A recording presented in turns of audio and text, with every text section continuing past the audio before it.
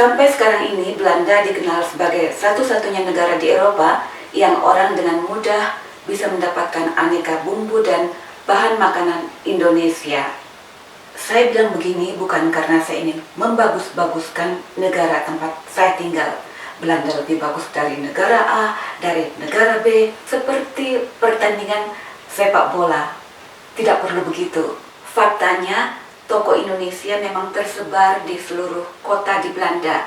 Bahkan, bahan dan bumbu makanan Indonesia yang bau sekalipun, misalnya pete, jengkol, petis, terasi, aneka ikan asin seperti ikan teri asin, jambal, ebi, semuanya ada. Nah, karena begitu gampang mendapatkan aneka bumbu dan bahan makanan Indonesia di Belanda, sehingga suami saya meskipun asli Belanda, tapi lidahnya sudah terbiasa dengan racikan masakan Nusantara, termasuk sayur urap yang akan saya buat ini. Lihat saja di video ini, suami saya sangat menikmati makan sayur urap dengan tempe dan nasi hangat.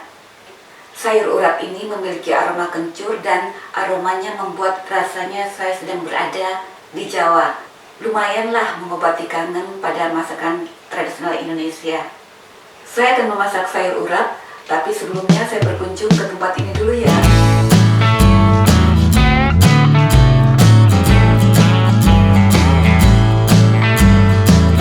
Halo teman-teman, welcome to my channel. Di belakang ini adalah istana dari Ratu Juliana. Ini saya berada di desa Sus namanya, tapi desa ini istimewa karena di desa ini terletak istana dari Ratu Juliana. Ratu Juliana ini adalah nenek dari Raja Belanda yang sekarang. Proklamator Bung Hatta dan Ratu Juliana terabadikan dalam foto legendaris, yaitu ketika Ratu Juliana menandatangani penyerahan kedaulatan dari Belanda kepada Indonesia tahun 1949, dan Bung Hatta yang berada di sebelah Ratu ikut menyaksikan penandatanganan itu.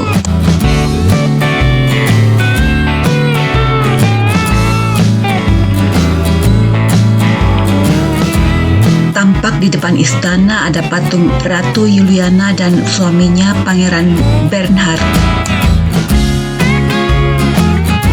Istana ini menjadi kediaman resmi Ratu Juliana dan suaminya hingga keduanya wafat pada tahun yang sama, tahun 2004. Tidak jauh dari pintu masuk, ada beberapa foto yang bisa dilihat pengunjung tentang sedikit detail dari istana ini. Dahulu istana ini mempunyai juru masak asal Indonesia yang secara berkala menyediakan makanan Indonesia untuk Ratu Juliana dan suaminya.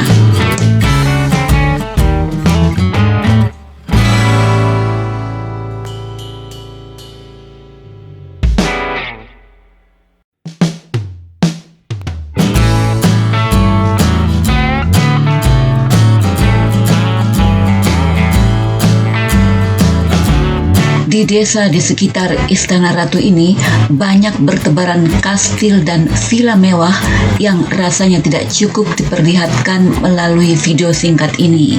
Desa Baren ini memang banyak dipilih oleh orang-orang kaya dari Amsterdam sebagai tempat tinggal sejak abad lampau. Mereka justru menghindari kota besar misalnya Amsterdam karena kota besar dianggap tempat berkembangnya kemiskinan, kriminalitas, penyakit menular, dan prostitusi. Orang-orang Belanda kaya yang dulu pernah tinggal di Indonesia pada masa kolonial umumnya juga memilih desa ini sebagai tempat tinggal setelah mereka kembali ke Belanda. Kenyataannya, keluarga kerajaan Belanda memang tidak ada yang tinggal di Amsterdam. Istana di Amsterdam hanya digunakan sebagai tempat seremoni saja.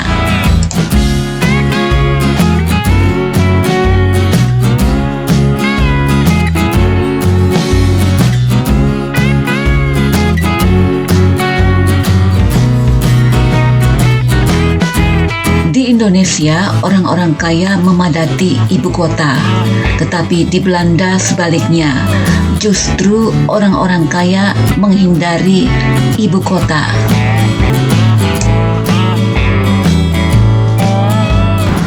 Sekarang waktunya pulang dan saya akan memasak. Membuat sayur urap itu ada beberapa cara. Ada yang membuat sayur urap dengan bumbu mentah yang dicampur dengan kelapa parut tanpa ditumis atau dikukus.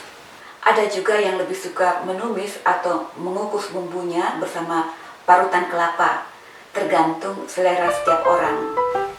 Nah, berikut ini cara saya membuat sayur urap. Ikuti terus videonya ya.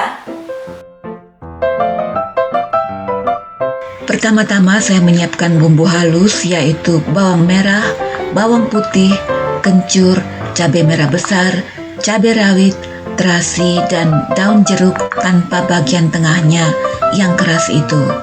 Setelah dihaluskan, bumbu ini kemudian ditumis bersama 2 sendok makan minyak yang sebelumnya sudah dipanaskan terlebih dahulu. Ditumis sampai benar-benar matang agar bumbu urapnya tidak cepat basi kalau disimpan. Kemudian masukkan daun salam, kira-kira 2 atau 3 sendok teh asam jawa, kemudian 1 atau 1,5 sendok makan gula jawa, 1 sendok teh garam. Kalau bumbunya agak strong, tidak apa-apa karena bumbu ini akan dicampurkan ke sayur yang hambar sehingga rasa sayurnya tidak anyep ya. Tambahkan kurang lebih 1/4 gelas air matang. Kalau sudah benar-benar matang, kelapanya bisa dicampurkan langsung ke dalam tumisan ini. Tapi di sini saya memilih cara mengukus tumisan bumbu ini bersama 300 gram parutan kelapa. Ini karena saya ingin tekstur kelapanya lebih lembut. Kalau memakai kelapa parut siap pakai yang kering dalam kemasan, kelapanya bisa ditambahkan sedikit santan kental agar teksturnya tidak terasa kering. Tapi di sini saya tidak perlu mencampurnya dengan santan kental karena kelapa yang saya gunakan adalah kelapa segar. Sebelum dikukus, tumisan bumbu tadi saya aduk dengan kelapa parut sampai tercampur merata. Campuran kelapa parut dan tumisan bumbu ini saya kukus kira-kira selama 15 menit. Sambil menunggu kukusan, saya merebus dulu sayurannya. Tidak perlu sampai terlalu lunak. Kalau suka, setelah direbus, sayurannya bisa dibilas langsung dengan air dingin lalu ditiriskan untuk menghentikan proses pematangan saat diangkat. Bubuhkan 1 sendok teh garam pada air rebusan untuk merebus sayuran hijau agar warna hijaunya tetap cerah. Kemudian wortel dipotong korek api, lalu toge sebentar saja, cuma berapa detik karena toge cepat matang ya. Kemudian daun bayam atau kangkung. Untuk jenis sayuran ini tergantung selera ya. Setelah 15 menit dikukus, kelapa parut yang dicampur tumisan bumbu tadi saya keluarkan dari kukusan dan saya campurkan dengan sayuran yang sudah direbus.